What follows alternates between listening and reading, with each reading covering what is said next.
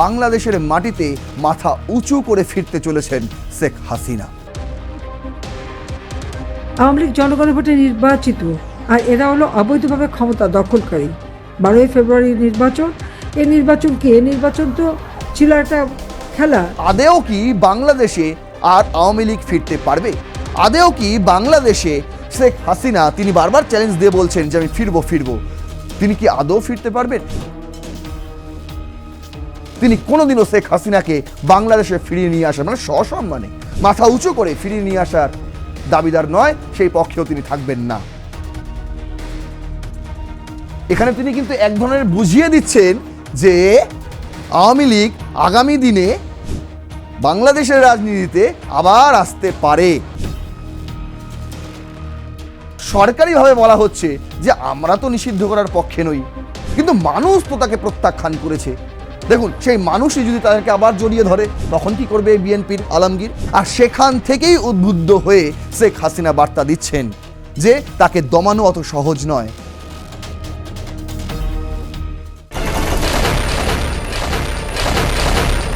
গত মাসে পশ্চিমবঙ্গের একটি বাংলা সংবাদ মাধ্যমকে দেওয়া শেখ হাসিনার সাক্ষাৎকারে তিনি দাবি করেছেন যে কোনো কিছুই শেষ হয়ে যায়নি। এর আগে অনেক ঝড় জল ঝাপটা তার উপর দিয়ে বয়ে গিয়েছে, কিন্তু তাকে প্রতিবার বাংলাদেশের সাধারণ মানুষ বরণ করে নিয়েছে। এবারও তার কোনো অন্যথা হবে না। এ কথা কি প্রমাণ করে? এ কথা প্রমাণ করে যে হয়তো আর বেশি দিন নেই, এবার সত্যি করেই বাংলাদেশের মাটিতে মাথা উঁচু করে ফিরতে চলেছেন শেখ হাসিনা। কিন্তু বিষয়টা কি অতটাই সহজ? দেখুন, এই নিয়ে একাধিক সংবাদ মাধ্যম, একাধিক ইউটিউব চ্যানেল তারা তাদের মতন বিশ্লেষণ করেছে। তাহলে আমি কি বলবো?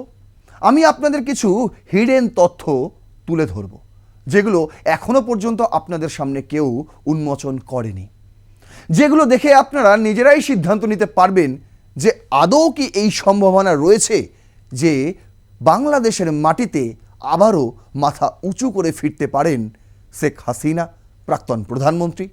চলুন এই প্রশ্নের উত্তরই খুঁজব আজকের এই এপিসোডে। শুরু করছি রণক্ষেত্র, আপনাদের সঙ্গে রয়েছে আমি নারায়ণ। আজ আমাদের হেডলাইন সেই প্রশ্নটাই যেটা আমি আপনাদের শুরুতেই করলাম। হাসিনা রিটার্নস বাংলাদেশ। হাসিনা কি বাংলাদেশে আবারও ফিরতে চলেছে?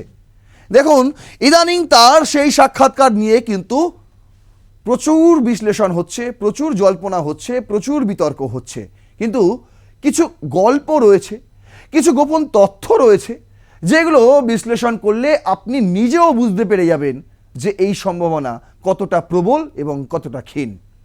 দেখুন, বলছে আওয়ামী লীগের নেতাকর্মীদের দেশে ফেরা ও পুনর্গঠনের চেষ্টা। প্রথমত বলে রাখি, শেখ হাসিনার এই বক্তব্যের পর, তার এই বক্তব্যের পর কিন্তু ইতিমধ্যেই যারা বিভিন্ন দেশে নির্বাসনে ছিলেন, বাংলাদেশের অনেক আওয়ামী লীগ নেতা এই ভারতবর্ষে, বিশেষ করে কলকাতাতেও আস্থানা গেড়েছিলেন, তারা একে একে গোপন পথে বাংলাদেশে কিন্তু ফিরছেন। অনেক অনেক জায়গায় অনেক ছোটোখাটো তারা কর্মী সভা করছেন। তাদের যে সমস্ত অফিস ছিল সেগুলোও কিন্তু তারা নতুনভাবে খোলার চেষ্টা করছেন, হয়তো দরজা দিয়ে নয়, হয়তো অন্য কোনো পথে।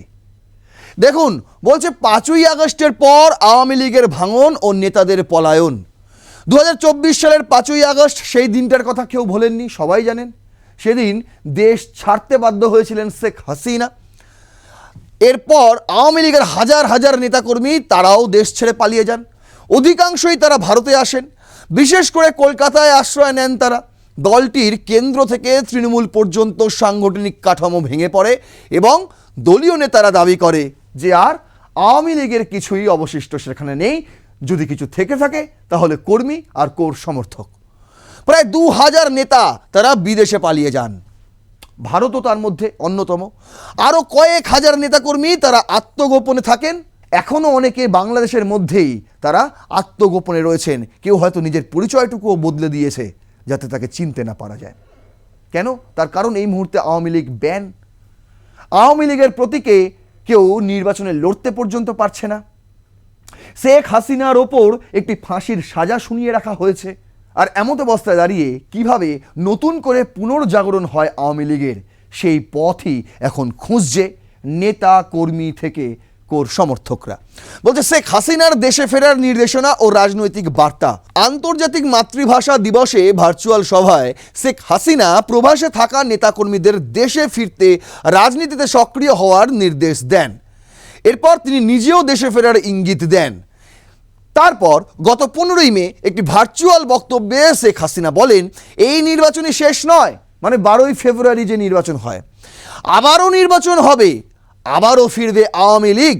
তিনি দাবি করেন, অতীতেও আওয়ামী লীগকে নিষিদ্ধ করে কেউ সফল হয়নি, এবারেও হতে পারবে না। তিনি যে বক্তব্যটা রেখেছিলেন শুনুন একবার। 24 থেকে 25 সাল এই বাজেট 7,97,000 কোটি টাকার বাজেটে 41,000 কোটি টাকা রাখা ছিল এই মানুষের মানে শিশুদের টিকা, সাধারণ মানুষ, নারী পুরুষ সকলের জন্য তাদের স্বাস্থ্য সুরক্ষা, পুষ্টির নিশ্চয়তা দেওয়ার জন্য এবং উন্নত স্বাস্থ্য নিশ্চিত করার জন্য রাখা ছিল। টাকা দেওয়া ছিল, কেন কেনা হয়নি তার জবাব তাকে দিতে হবে। এই শিশু হত্যার দায় ওই বিশ্ব বাটপার ইউনূস, তার উপদেষ্টা, এদেরকে নিতে হবে। কিন্তু এই হামের টিকা না দেওয়ার জন্য যে শিশুরা মারা গেল তার জবাব কেন দেবে না? তার জবাব তো তারা দিচ্ছে না। তাই এটা নিয়ে একটা মানে হাস্যকর ব্যবস্থা করে ফেলেছে।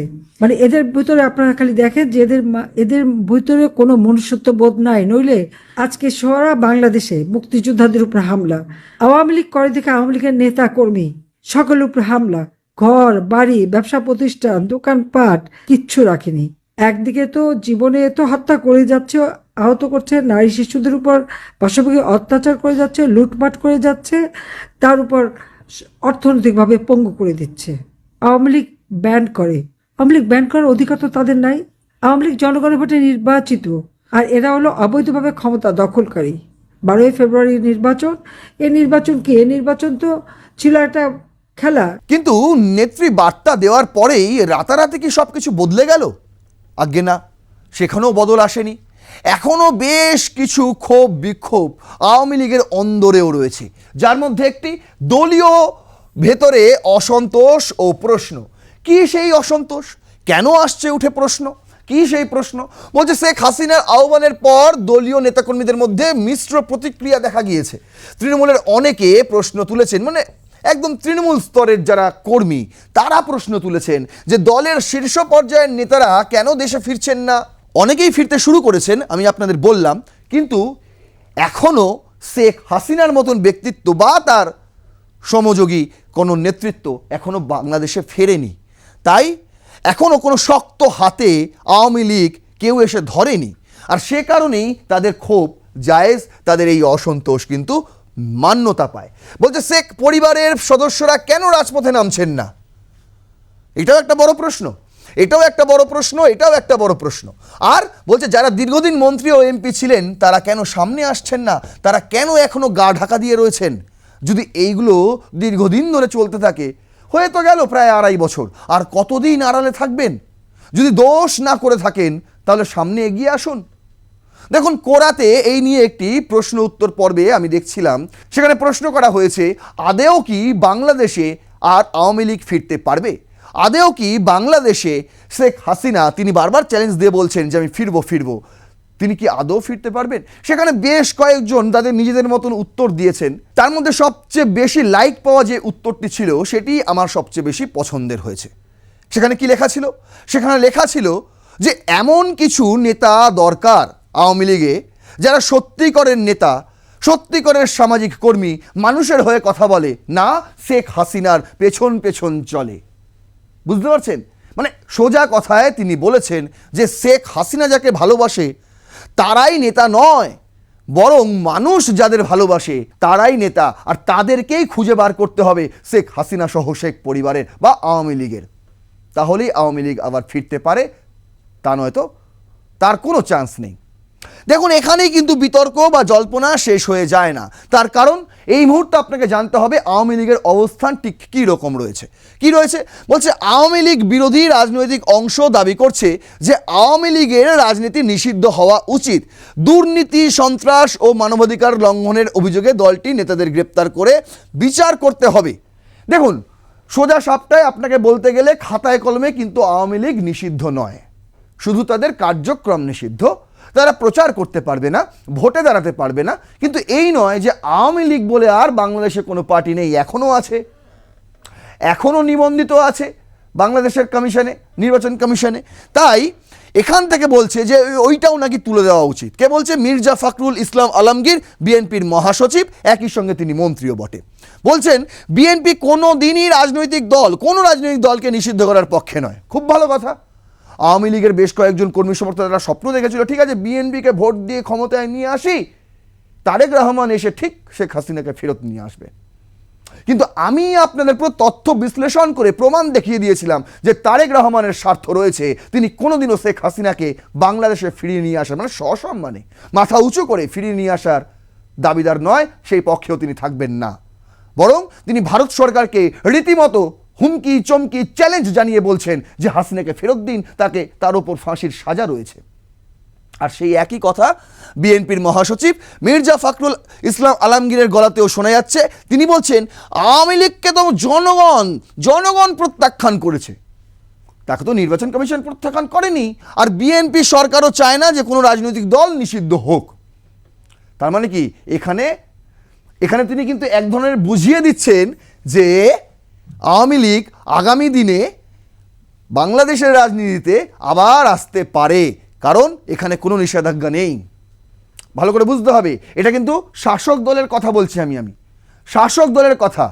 তারা বলছে যে আমরা কোনো দলকে নিষিদ্ধ করার পক্ষে নই, যদিও দাবি করা হচ্ছে বিএনপির পক্ষ থেকে যে নিষিদ্ধ করা উচিত।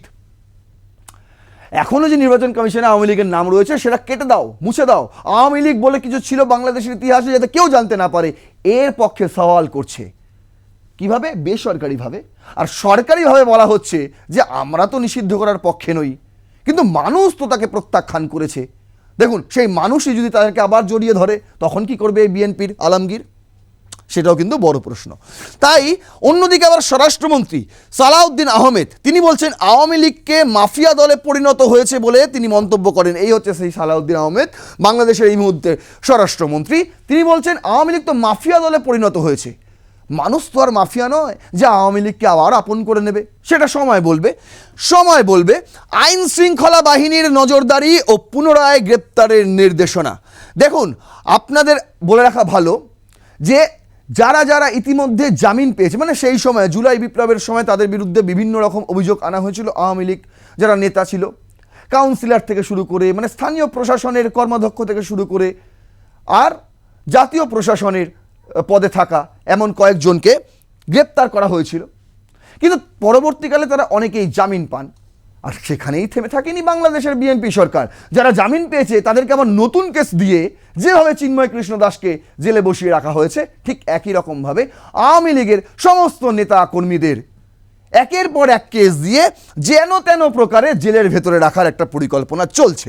বলছে শেখ হাসিনার ভার্চুয়াল বার্তার পর আইন শৃঙ্খলা বাহিনী আরও নজরদারি বাড়ায়। পুলিশ সদর দপ্তর থেকে নির্দেশনা দেওয়া হয় জামিনে থাকা আওয়ামী লীগ নেতাদের ওপর নজরদারি বাড়াতে, প্রয়োজনে নতুন মামলায় পুনরায় গ্রেপ্তার করতে হবে, নতুন করে কোনো বিশৃঙ্খলা তৈরি ঠেকাতে।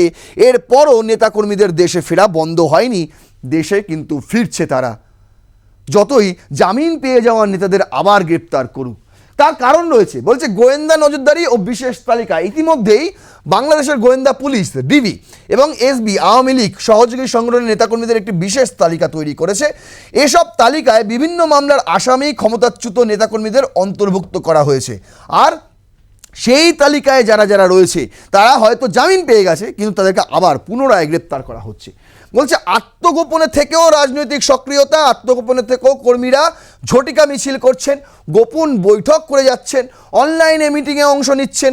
ঢাকা মহানগর আওয়ামী লীগ নেতা শাহে আলম মুরাদ রাজধানীতে একটি ঝটিকা মিছিল করার পর তাকে গ্রেপ্তারও করে নেওয়া হয়েছে। মানে আপনি কর্মকাণ্ড করেছেন কি মরেছেন, জেলে ঢুকুন, এরকম একটা ব্যাপার।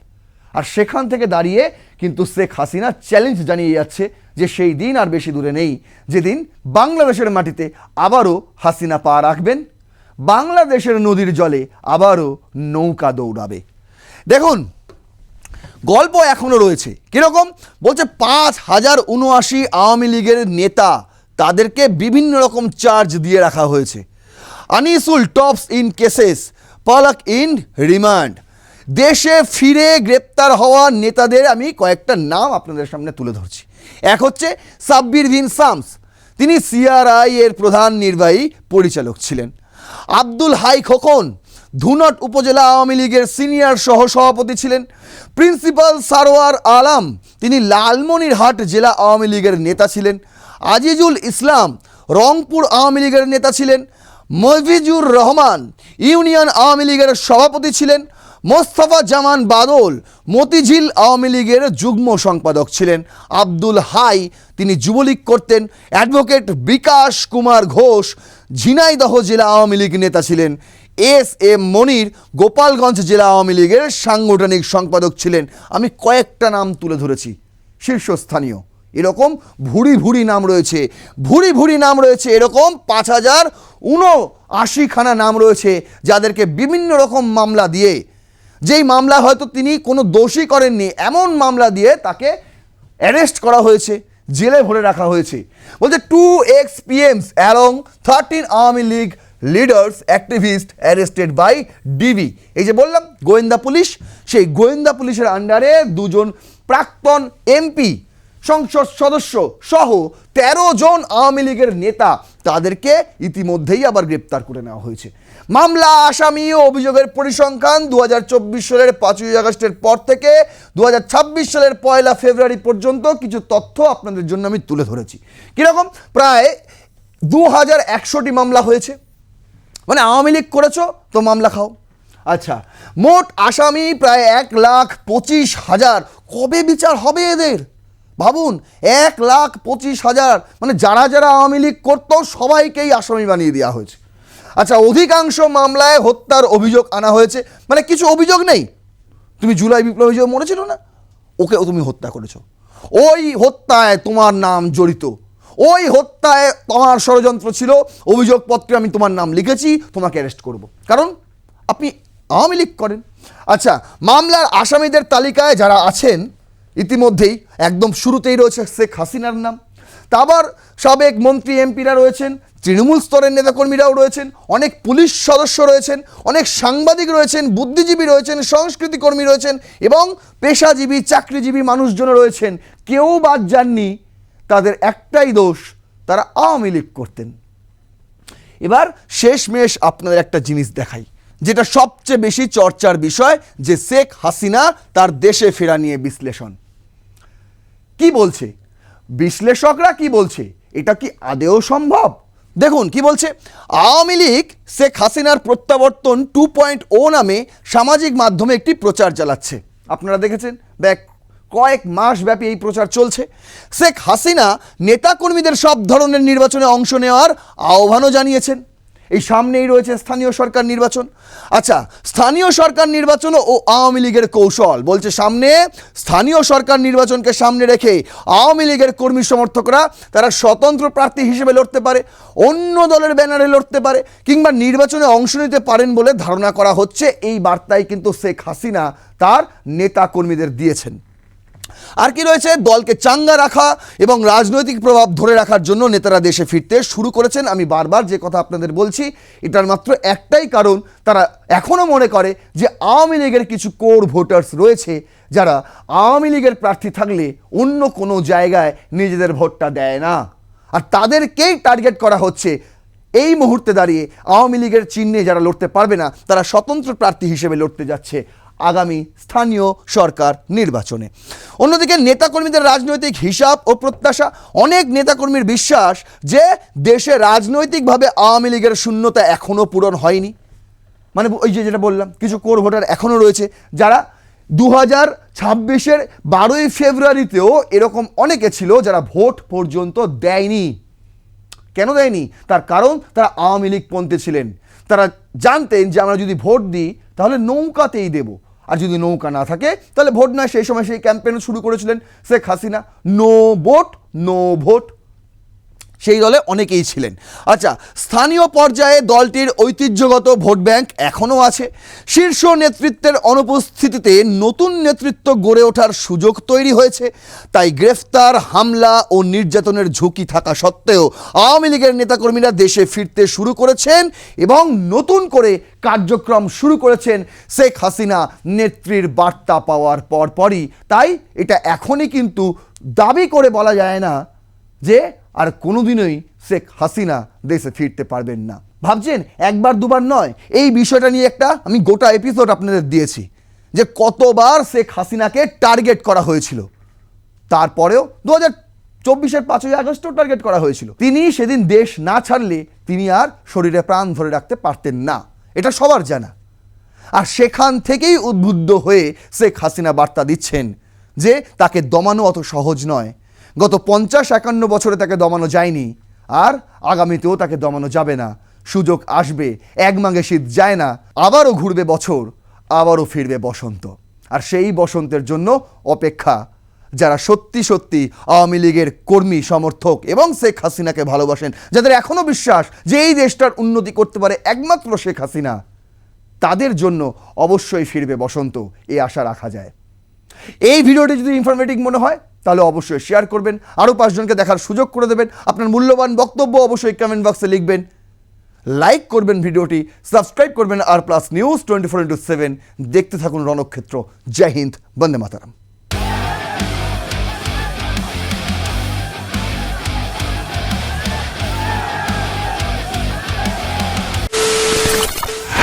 খবরের নামে প্রতিদিন সন্ধে আপনার ড্রয়িং রুমে কি শুধুই চিৎকার চেঁচামেচি এ আসে? বিতর্কের নামে চলে গালাগালি আর কাদা ছোড়াছুড়ি। এবার সময় পরিবর্তনের, কারণ আমরা কান ফাটানো চিৎকারে বিশ্বাস করি না। আমরা বিশ্বাস করি খবরের সত্যতায়। আমরা কোনো পক্ষের হয়ে গলা ফাটাই না, আমরা সাধারণ মানুষের হয়ে প্রশ্ন তুলি। চিৎকার নয়, শুধু খবর হবে যেখানে বিতর্ক আছে কিন্তু কুৎসিত ঝগড়া নেই। সঠিক তথ্য, বিশ্বস্ত খবর। নজর রাখুন আর প্লাস নিউজে।